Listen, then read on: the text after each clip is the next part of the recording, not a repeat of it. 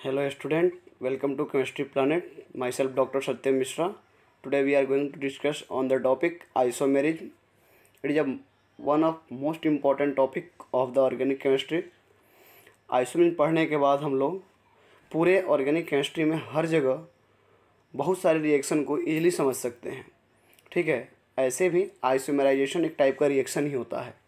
इस आइसोमेरिज्म में अपने को दो चीज़ पढ़ना है, स्ट्रक्चरल आइसोमेरिज्म और स्टीरियो आइसोमेरिज्म। ठीक है, इस स्ट्रक्चरल आइसोमेरिज्म के लिए फर्दर 6 सब टाइप है और स्टीरियो में 2 है, ज्योमेट्रिकल है, आपको बोलते हैं उसको कॉन्फ़िगरेशनल एंड कन्फॉर्मेशनल। तो जितने भी इम्पोर्टेंट्स हैं इस आइसोमेरिज्म के, उन सब के ऊपर अपन डिस्कशन करेंगे। ठीक है, और मैं बात करूँ स्ट्रक्चरल आइसोमेरिज्म क्या होता है, तो इसके बारे में बताया जाता है कि स्ट्रक्चरल आइसोमेरिज्म में डिफरेंट टाइप्स ऑफ स्ट्रक्चर बनेंगे। ठीक है, उसका फॉर्मूला सेम रहेगा और अलग अलग स्ट्रक्चर उसके ड्रॉ होंगे। और अलग अलग स्ट्रक्चर ड्रॉ इसलिए होंगे कि उसके अलग अलग अटैचमेंट होगा, अलग अलग बॉन्डिंग उनके बीच में देखने को मिलेगा। स्ट्रक्चरल आइसोमेरिज्म होता है 6 टाइप का: chain isomerism, position isomerism, functional group isomerism, metamerism, ring chain isomerism और टॉटोमेरिज्म। ठीक है, तो जो सबसे बेसिक है और पहला है वह है हमारा चेन आइसोमेरिज्म। चेन आइसोमेरिज्म के लिए आपको ध्यान रखना है कि जब भी हमारे पास कार्बन में चेन लेंथ का डिफरेंस हो, ये देखो यहाँ पे दिख रहा है ना, यह एन पेंटेन जो बना हुआ है, एन पेंटेन जो बनाया ना 5 कार्बन का, इसका फॉर्मूला C5H12 है। यह इस एन पेंटेन स्ट्रेट चेन को अपन चाहें तो जब 1 2 3 4 5 चेन दिख रहा है, इसको ब्रेक करके 4 का स्ट्रेट चेन बना दें और 1 की ब्रांचिंग कर दें। दैट इज एन पेंटेन को हमने आइसोपेंटेन में कन्वर्ट कर दिया। पहले 5 मेंबर था, अब 4 मेंबर हो गया। इसी 4 मेंबर को फर्दर अपन ब्रेक करके 3rd मेंबर का पेरेंट चेन बना लें और 2 यहाँ से कार्बन का CH3 ग्रुप अटैच कर दें। That is a neopentane. तो यहाँ पे क्या है, C5H12 एक फॉर्मूला है जिसके 3 स्ट्रक्चर ड्रॉ हो रहे हैं: n pentane, isopentane and neopentane. इन सब में खासियत क्या है कि देखो आप कि सबके बीच में कार्बन चेन लेंथ का डिफरेंस है। ठीक है, तो चेन आइसोमेरिज्म जब होगा तो आपको ध्यान रहेगा कि यहाँ पे डिफरेंस क्या होंगे, पेरेंट कार्बन चेन या फिर बोलो जो भी हमारा साइड चेन है वह सब आपस में डिफरेंट होंगे। चेन में चेन बेचैन रहेगा, सब अलग अलग होंगे, डिफरेंट देखने को मिलेंगे। चेन के बाद आता है हमारा पोजीशन आइसोमेरिज्म। और चेन आइसोमेरिज्म के बारे में बताया जाता है कि chain isomerism almost every group of organic compound chain isomerism show करते हैं। नेक्स्ट बारी है हमारा यहाँ पे पोजीशन आइसोमेरिज्म का। ठीक है, तो पोजीशन आइसोमेरिज्म जो है यहाँ पे, हाँ, यह आपको पोजीशन के लिए आपको 3 बार बताता हूँ, ध्यान रखना। हो सकता है कि कोई फंक्शनल ग्रुप का पोजीशन चेंज हो सकता है किसी मल्टीपल बॉन्ड का पोजीशन चेंज हो, या हो सकता है किसी साइड चेन का पोजीशन चेंज हो। मतलब पोजीशन आइसोमेरिज्म में केवल एंड केवल फंक्शनल ग्रुप, मल्टीपल बॉन्ड या साइड चेन्स के अपने अलग अलग पोजीशन होंगे। ठीक है, और कभी भी किसी भी हालात में यहाँ पे कार्बन चेन चेंज नहीं होगा। पेरेंट कार्बन चेन के अंदर कोई भी चेंज देखने को नहीं मिलेगा। मतलब parent carbon chain remain same and side chain, multiple bonds and functional groups change its position. तो ऐसे आपको पोजीशन आइसोमेरिज्म बनेगा। पोजीशन आइसोमेरिज्म की कुछ एग्जांपल है आपके सामने। आप देखो यहाँ पे जो भी ऑर्थोजाइलिन, मेटाजाइलिन और पैराजाइलिन, जाइलिन के 3 स्ट्रक्चर यहाँ बने हुए हैं। इसमें एक और इम्पॉर्टेंट बात ध्यान रखने वाली है कि बेंजीन डेरिवेटिव जो होते हैं ना, बेंजीन डेरिवेटिव वह पोजीशन शो नहीं करते हैं। और बेंजीन डेरिवेटिव में जो शो नहीं करते हैं उनको बोलते हैं ओनली।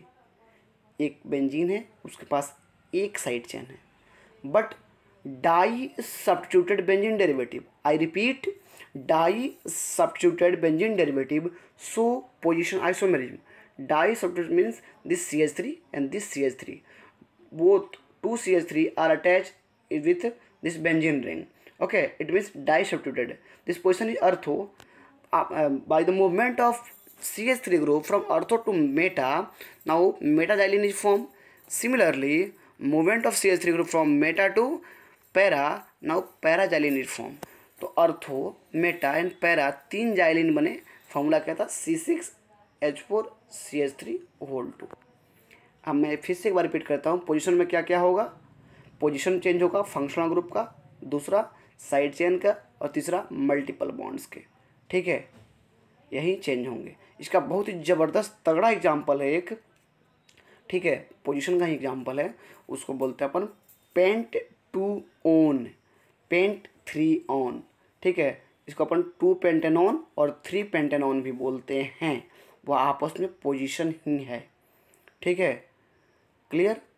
चलिए पोजीशन के बाद अपन आते हैं आगे, that is a functional group isomerism. It is one of the most important structural isomerism, functional group isomerism. मतलब it occurs when compounds have the same molecular formula but different functional group। Functional group isomerism के लिए आपको बता दूं कि कुछ example बता रहा हूं, सबसे ज़बरदस्त और मल्टीपल टाइम आस्किंग क्वेश्चन है यहाँ पे।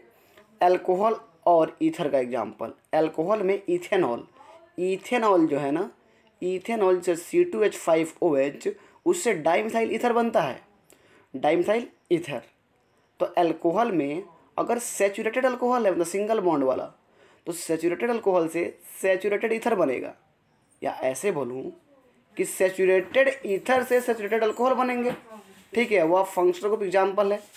वैसे ही यहाँ पे अल्डिहाइड से कीटोन बनता है। ठीक है, अल्डिहाइड कीटोन आपस में बनते हैं, अल्डिहाइड से कीटोन से। ठीक है, उसके अलावा यहाँ से देखोगे तो एसिड, कार्बोक्सिलिक एसिड से, ठीक है, यहाँ पे आपको ईस्टर बनेगा। तो यह सब आपस में फंक्शनल ग्रुप आइसोमेरिज्म है। तो 3 बात बता दूं, अल्कोहल से ईथर, एल्डिहाइड से कीटोन, एसिड से ester, these are the example of functional group isomerism. ठीक है, अभी हमारे पास C3H9N एक फॉर्मूला है, जहाँ से 1 प्रोपेनामीन, N मिथाइल प्रोपेनामीन और NN डाइमिथाइल प्रोपेनामीन बन रहा है। इसमें 3 एमीन बन रहे हैं। ठीक है, जो प्राइमरी, सेकेंडरी और टर्शियरी एमीन है। यह प्राइमरी एमीन है क्योंकि NH2 1 कार्बन से लगा है, यह सेकेंडरी एमीन है, NH 2 कार्बन से लगा है, और N 3 कार्बन से लगा है, टर्शियरी एमीन है। तो यह फंक्शनल ग्रुप के एग्जाम्पल्स हुए। चलिए आते हैं अपन मेटामेरिज्म के ऊपर। थोड़ा सा स्पीड ज़्यादा रखना मजबूरी है, नहीं तो छूट जाएंगे। आपसे मेरा रिकमेंडेशन है कि जब भी आप लेसन आप अटेंड कर रहे हो क्लास, आप जाके यूट्यूब के सेटिंग में स्पीड जो है ना वो <1 कर दो, 0.75 कर दो, तो थोड़ा सा आपको धीरे धीरे सुनाई देगा। अगर आप कंफर्ट हो कोई बात नहीं, अदरवाइज आप स्पीड को रिड्यूस कर सकते हो। ठीक है, किसी को मन करे तो तेज़ भी कर सकता, ऐसा गलती मत करना। मेरी स्पीड ऑलरेडी नॉर्मल से ज़्यादा है। अब है मेटामेरिज्म। मेटामेरिज्म जो है ना, यह सब में नहीं होता। मेटामेरिज्म के लिए ज़रूरी है कि आपके पास फंक्शनल ग्रुप बाईवैलेंट या पॉलीवैलेंट हो, मतलब फंक्शनल ग्रुप के दोनों साइड में R लगने की एबिलिटी हो। ठीक है, तब जाके मेटामेरिज्म लगेगा। मतलब मेटामेरिज्म से बनते हैं मेटामर्स, और मेटामर्स के बारे में बताया जाता है कि metamers are arises due to arrangement of different alkyl group on either side of functional group. इतनी बड़ी बात को मैं बोल सकता हूँ कि मेटामर्स तभी बनते हैं जब फंक्शनल ग्रुप के दोनों साइड में अलग अलग ग्रुप बनते हैं। आपके सामने एग्जाम्पल है C4H10O, यह एक टाइप का ईथर है। देखो यह ऑक्सीजन जो दिख रहा है आपको ना, ये ऑक्सीजन, इस ऑक्सीजन के इस साइड CH3, इस साइड CH3, CH2, CH3, 3 है ना। अब इस ऑक्सीजन के एक साइड में CH3 है, दूसरी साइड में C3H7 है। एक काम करते हैं अपन, एक CH2 को उठा के इधर लगा देते हैं। देखो इसे डाई मिथाइल ईथर में बना है, लगा, इधर डाईथाइल ईथर बन गया ना। पहले N प्रोपाइल मिथाइल ईथर था, अब बन गया डाईथाइल ईथर। तो मेटामर्स जब भी होंगे आपको दोनों साइड में अलग अलग ग्रुप होगा। कुछ लोग जो पढ़े होंगे डिटेल में पूछेंगे सर मेटामर्स और पोजीशन में डिफरेंस क्या है। तो मैं आपको बता दूं कि मेटामर्स जो है ना पोजीशन के अंदर आते हैं, ठीक है, मेटामर्स वाले पोजीशन के अंदर आ जाएंगे। लेकिन जब आपसे सिंगल क्वेश्चन पूछे, एक एग्जांपल देके बताओ कि इसमें मेटामेरिज्म लगा है कि पोजीशन आइसोमेरिज्म लगा है, तो आपको हमेशा एंड हमेशा आंसर मेटामेरिज्म देना है। मतलब in between position isomerism and metamerism be prefer metamerism. ठीक है, हम मेटामेर को प्रेफरेंस ज़्यादा देते हैं। ठीक है, अब क्यों देते हैं उसका डिस्कशन अभी नहीं कर सकता, बहुत लंबी चौड़ी बात हो जाएगी। आपको ध्यान रखना है कि हम मेटामर्स को प्रेफरेंस ज़्यादा देते हैं। ठीक है ना, इसी का एग्जांपल था 2 पेंटेनॉन और 3 पेंटेनॉन। ओके, चलिए उसका आते हैं रिंग चेन आइसोमेरिज्म। इस रिंग चेन आइसोमेरिज्म में एक रिंग से चेन बनेगा या चेन से रिंग बनेगा। क्या बोला मैं? रिंग से चेन बनेगा या चेन से रिंग बनेगा। कंडीशन है यहाँ पे कि जिस चेन से आप रिंग बना रहे हो उस चेन में मिनिमम एक पाई बॉन्ड होना ही चाहिए। अगर पाई बॉन्ड नहीं है तो उसका रिंग नहीं बन पाएगा। क्या बोला मैं? कि आपको रिंग बनाने के लिए स्ट्रेट चेन में कम से कम एक पाई बॉन्ड होना ही चाहिए। देखो यहाँ पे एक पाई बॉन्ड है, तो इस हिसाब से अल्केन का कोई साइक्लिक फॉर्म अदर कंपाउंड के लिए नहीं बन सकता। बनाने के लिए अपने को अल्कीन चाहिए मिनिमम, और जब अल्कीन को अपन कन्वर्ट करते हैं साइक्लो अल्केन में, वैसे ही अल्काइन को कन्वर्ट करते हैं साइक्लो अल्कीन में। क्लियर? रिंग चेन आइसोमेरिज्म के 2 एग्जाम्पल, आपको अल्कीन टू साइक्लो अल्केन, और दूसरा example alkyne to cycloalkene. देखो पहला एग्जाम्पल अल्कीन, प्रोपीन है यहाँ पे, प्रोपीन से क्या बन रहा है? साइक्लोप्रोपेन। प्रोपीन से साइक्लोप्रोपेन बना। किसी को लग रहा होगा कि सर आप बोल दे रहे हैं कि इससे ये बन रहा है, हम कैसे चेक करेंगे सही है कि गलत है? तो ऐसे लोगों के लिए बता रहा हूँ कि जब भी आप स्ट्रक्चर ड्रॉ करो तो आप चेक करो उसमें कि क्या आपका फॉर्मूला दोनों स्ट्रक्चर को सेटिस्फाई कर रहा है। मतलब जो आपने स्ट्रक्चर ड्रॉ किया है वह आपके फॉर्मूले से मैच कर रहा है कि नहीं। अगर मैच कर रहा है तो आपने सही किया है, और नहीं कर रहा है तो मतलब कहीं ना कहीं आपने गलत किया है। ठीक है, तो यहाँ पे साइक्लोप्रोपेन में भी 3 कार्बन और 6 हाइड्रोजन है, और प्रोपीन में भी 3 कार्बन और 6 हाइड्रोजन है। मतलब हमारा सही स्ट्रक्चर ड्रॉ बना है। ठीक है, देखो हाँ, अब आते हैं नेक्स्ट वाली टॉटोमेरिज्म। नेक्स्ट है हमारा टॉटोमेरिज्म। यह सबसे इम्पोर्टेंट आपको स्ट्रक्चरल आइसोमेरिज्म है टॉटोमेरिज्म। इसको बहुत सारे लोग छोड़ देते हैं ऐसे ही कि यह टफ है, समझ में नहीं आता है। लेकिन हम लोग यहाँ पे टॉटोमेरिज्म को अपन स्प्लिट करके पार्ट बाय पार्ट करके अलग अलग करके समझेंगे, और जो हमारे काम का है उसी को देखेंगे, तो हमारे लिए टॉटोमेरिज्म ईजी के साथ साथ क्वेश्चन अटेम्प्ट करने की एबिलिटी भी देगा। इस पूरे लेक्चर को अटेंड करने के बाद आपको आइसोमेरिज्म से प्रीवियस ईयर के पेपर भी बनेंगे और आने वाले क्वेश्चन भी सॉल्व होंगे। ठीक है, सफिशिएंट इन्फॉर्मेशन आपके सामने रख के मैं इस वीडियो को भी रिकॉर्ड कर रहा हूँ। ठीक है, चलिए टॉटोमेरिज्म मतलब क्या बोलूँ मैं? टॉटोमेरिज्म एक टाइप का या फंक्शनल ग्रुप आइसोमेरिज्म है। एक टाइप का फंक्शनल ग्रुप आइसोमेरिज्म है जो कि डायनेमिक इक्विलिब्रियम कंडीशन में होता है, और यह हमेशा एसिड या बेस के कैटलाइज्ड होने के लिए होगा। एसिड या बेस इसमें कैटलिस्ट होंगे, जहाँ पे एक हाइड्रोजन जो है ना, जिसको अपन H+ या प्रोटॉन भी बोल सकते हैं या एसिडिक हाइड्रोजन भी बोल सकते हैं, जंप करता है एक ग्रुप से दूसरे ग्रुप के ऊपर। मतलब tautomerism is a special type of functional group isomerism which arises due to transfer of H+ or proton or acidic hydrogen from one atom to another atom in dynamic equilibrium condition catalyzed by acid and base।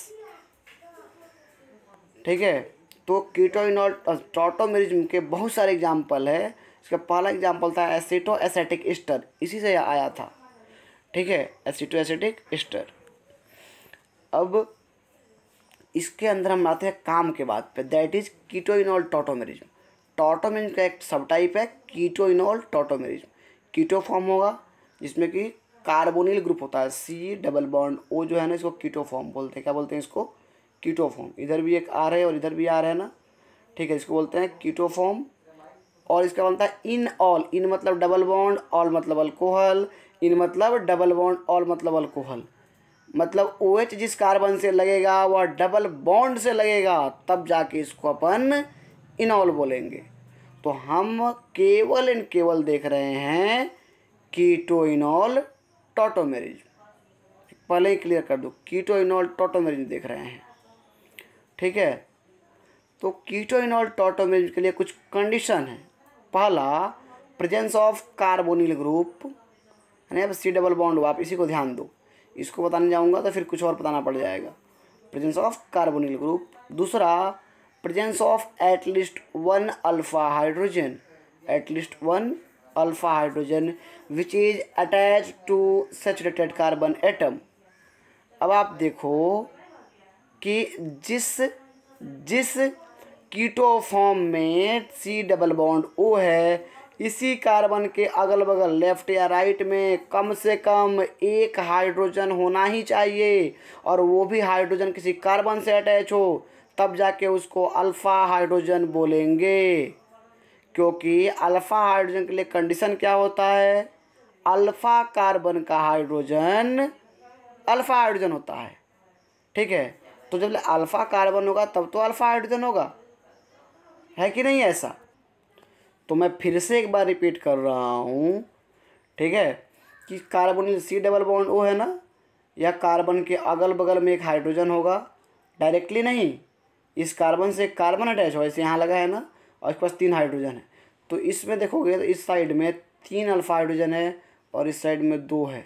तो overall यहाँ पे कितने alpha hydrogen हुए? 2 + 3 5 alpha hydrogen है। ठीक है, तो अपने को कीटो फॉर्म में अल्फा हाइड्रोजन ढूंढते हैं और इनॉल फॉर्म में डबल बॉन्ड से OH अटैचमेंट ढूंढते हैं, तब इसका कंडीशन होता है। आते हैं इनॉल कंटेंट। इनॉल कंटेंट होता है मतलब कितना परसेंट कीटो इनॉल में कन्वर्ट हुआ। Conversion of keto into enol form is explain in the term of enol content, explain term of enol content और percentage of enol. Enol content enhanced by, first one, acidic nature of alpha hydrogen of keto form. इस keto form का alpha hydrogen जितना ज़्यादा acidic होगा उतना ज़्यादा इनॉल content होगा। दूसरा, intramolecular hydrogen bonding in इनॉल form. अगर इंट्रामोलिकुलर हाइड्रोजन बॉन्डिंग बन रहा है तो उसमें स्ट्रेंथ आएगा और वैसे इनॉल कंटेंट ज़्यादा होगा। तीसरा, रेजोनेंस इन इनॉल फॉर्म। अगर इनॉल फॉर्म में रेजोनेंस है और रेजोनेंस स्टेबलाइज है तो इनॉल कंटेंट ज़्यादा होगा। फोर्थ और मोस्ट इम्पॉर्टेंट, एरोमेटाइजेशन इन इनॉल फॉर्म। अगर इनॉल फॉर्म एरोमेटिक है, एरोमेटाइजेशन है, तो उसका इनॉल कंटेंट ज़्यादा होगा। आपको केवल केवल ध्यान देना है अल्फ़ा हाइड्रोजन। जिसके पास जितना ज़्यादा अल्फ़ा हाइड्रोजन होगा उसका इनॉल कंटेंट उतना ज़्यादा होगा। समझे? चलिए अब आते हैं अपन, दूसरा है हमारा स्टीरियो आइसोमेरिज्म। ठीक है, अब इस स्टीरियो आइसोमेरिज्म में अपन पहले बात करेंगे आज, 2 टाइप के होते हैं, कन्फिगरेशनल एंड कन्फॉर्मेशनल। तो पहली बात हमारी होगी आज यहाँ पे, वह है हमारा कन्फॉर्मेशनल आइसोमेरिज्म। क्या है? Conformational isomerism. कन्फॉर्मेशनल आइसोमेरिज्म के लिए बताया जाता है कि the non identical structure which is obtained due to the non-identical structure which is obtained due to free rotation around CH bond, the non-identical structure which is obtained around free rotation of CH bond is known as conformers. of each other and phenomena is called conformational isomerism. Conformational isomerism में आजकल एक ही चीज़ बचा है और खूब पूछता है, वह है conformational analysis of ethane. Ethane का कन्फर्मेशनल एनालिसिस खूब पूछता है, सिलेबस में वहीं बचा हुआ है। इसको रिप्रेजेंट करने का दो तरीका है, न्यूमैन प्रोटेक्शन और सॉहर्स प्रोटेक्शन। जो सबसे इम्पोर्टेंट है वह न्यूमैन है। न्यूमैन के अकॉर्डिंग सर्कल, कार्बन जो है ना सर्कल से रिप्रेजेंट होता है और इसके सेंटर से एक कार्बन है जिससे कि 3 हाइड्रोजन 1 2 3 लगा है, और दूसरे पीछे वाले कार्बन जो है ना बैक कार्बन, ठीक है। यह देखो, ये बैक कार्बन हो गया, एक हो गया फ्रंट कार्बन, 2 कार्बन है यहाँ पे, और यह रोटेट हो रहा है ना यहाँ पे देखो, Eclipse form, less stable, staggered form, more stable. तो ये रिप्रेजेंटेशन है, सर्कल भी कार्बन है और सेंटर वाला भी कार्बन है। इस तरह से CH3 सिंगल बॉन्ड CH3 को रिप्रेजेंट किया गया है। अब यह रोटेट होगा ना, कुछ भी क्लॉकवाइज रोटेट हो या एंटी क्लॉकवाइज रोटेट हो, कुछ भी एंगल हो, मतलब 0.1 से लेके आपको 360 से कम और आपको 1 से ज़्यादा कहीं भी आप रोटेट करोगे, जो मिलेगा आपको मतलब स्ट्रक्चर सबको अपन बोलेंगे नॉन आइडेंटिकल स्ट्रक्चर, और उसी से बनने वाला है यह, ठीक है। अब यहाँ पे इसके रोटेशन से बनता है स्टैगर्ड फॉर्म और इक्लिप्स फॉर्म। आप समझ लो इक्लिप्स क्या होता है। यहाँ पे दोनों दोनों हाइड्रोजन नज़दीक है, यहाँ भी नज़दीक है और यहाँ भी नज़दीक है ना। ऐसे स्ट्रक्चर जिसमें ग्रुप नज़दीक हो, groups close to each other, close होने के कारण वहाँ पे स्टेरिक हिंड्रेंस होगा, टकराव होगा, और वैसे कंडीशन में स्टेबिलिटी कम होगी, ठीक है। तो ऐसा स्ट्रक्चर जहाँ पे ग्रुप क्लोज हो उनको अपन इक्लिप्स बोलते हैं, ECLIPSED, इक्लिप्स फॉर्म।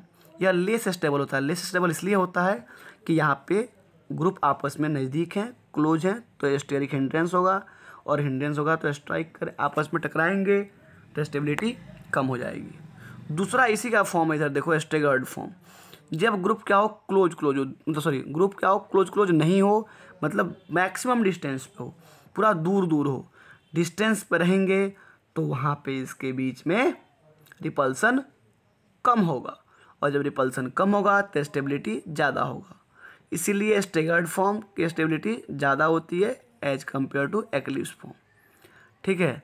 एक प्रीवियस ईयर क्वेश्चन पूछता था ब्यूटेन का कन्फर्मेशनल एनालिसिस, सामने बना हुआ है ब्यूटेन। आप देखो यहाँ पे देखोगे 1 2 3 4 कार्बन है ब्यूटेन के लिए, तो कन्फर्मेशनल एनालिसिस है ब्यूटेन का। ब्यूटेन के वैसे स्ट्रक्चर जहाँ पे CH3 और CH3 बहुत ही क्लोज हैं आपस में, उनको अपन फुल्ली इक्लिप्स बोलते हैं। फिर हमने रोटेशन कराया 60 डिग्री एंगल लेते हुए, तो उससे जो है ना गॉज फॉर्म है, गॉज फॉर्म भी स्टेबल होता है। CH3 ग्रुप थोड़ा दूर गया है।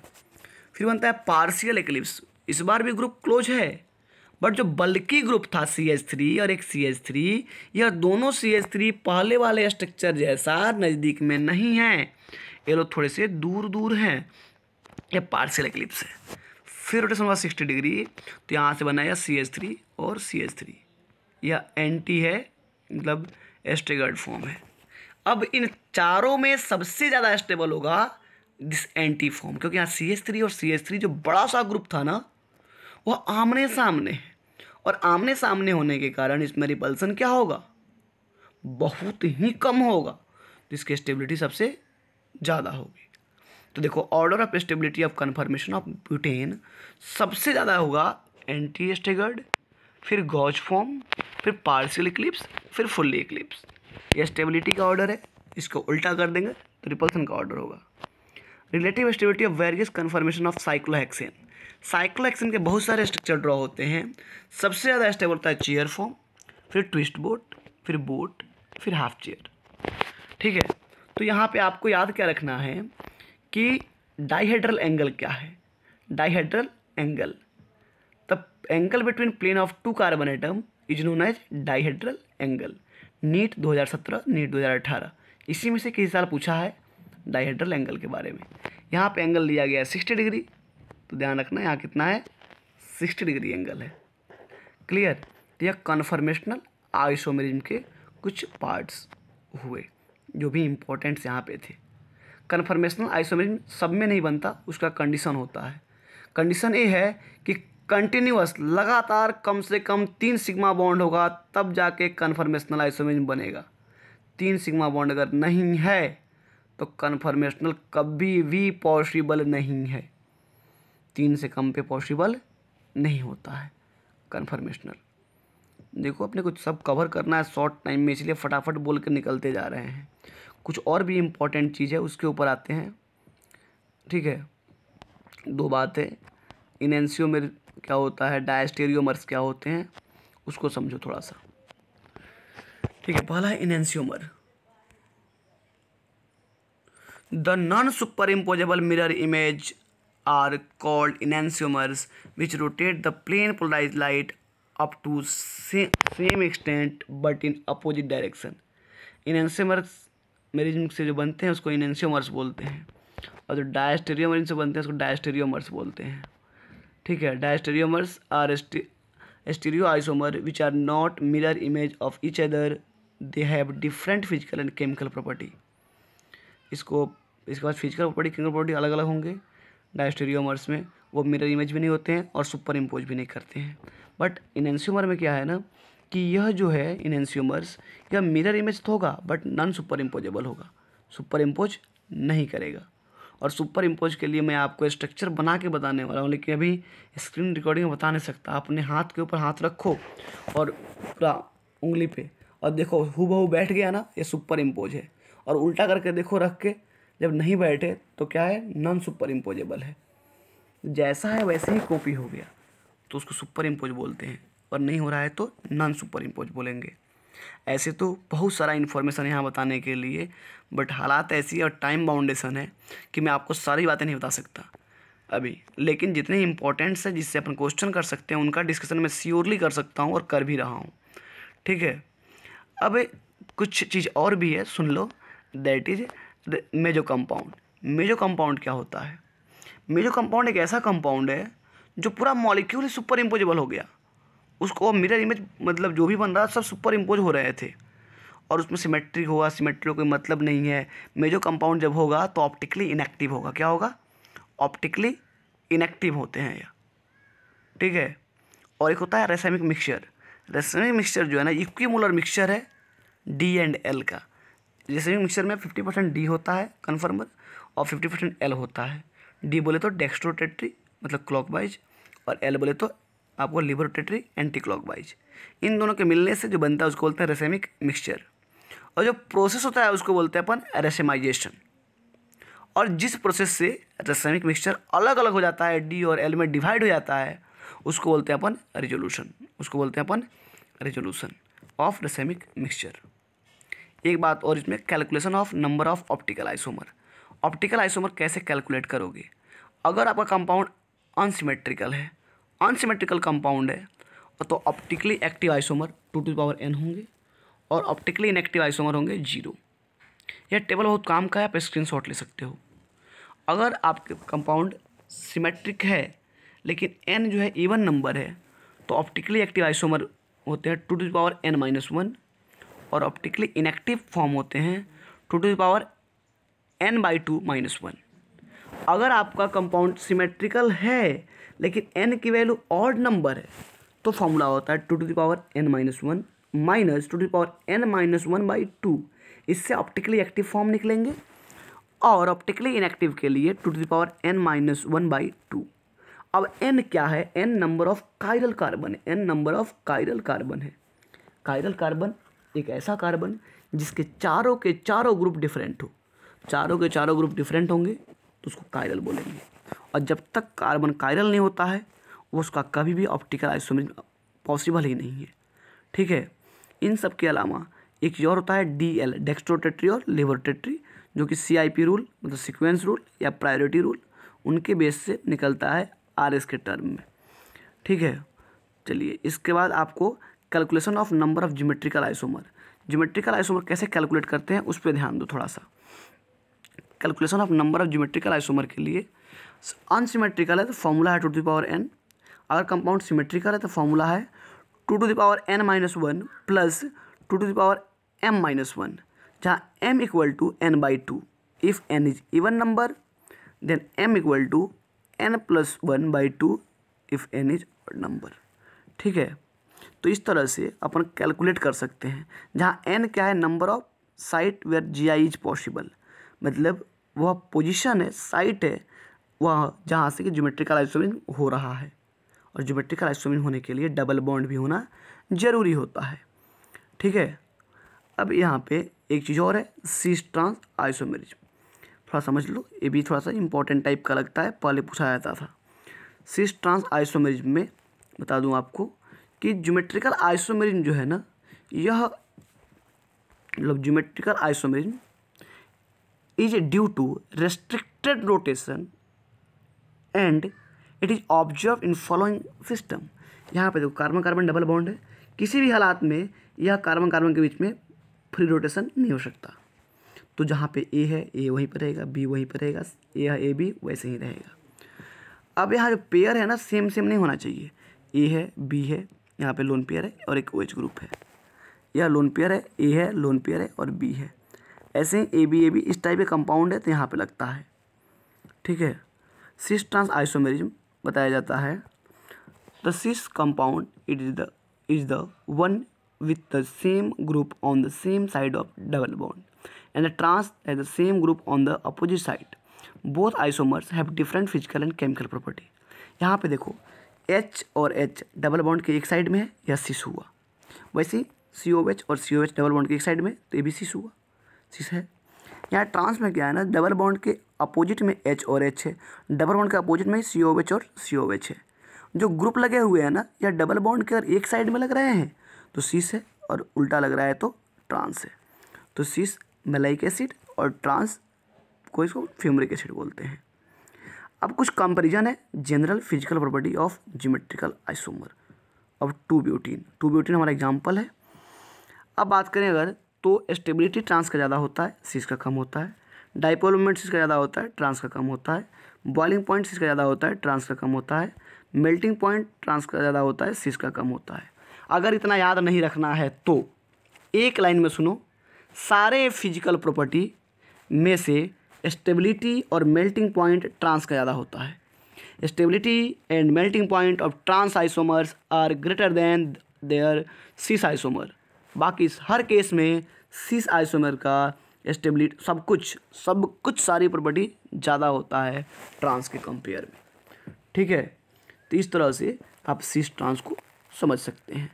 ठीक है, हम ऑप्टिकल देख ही चुके थे जो इम्पोर्टेंट था। ठीक है, इसमें से जितने इम्पोर्टेंट थे ऑप्टिकल से हमने कैलकुलेशन देखा, यहाँ पे ज्योमेट्रिकल आइसोमेरिक कैलकुलेशन देखा, सिस ट्रांस क्या होते हैं उनको देखा, कन्फर्मर देखे, स्ट्रक्चरल देखे।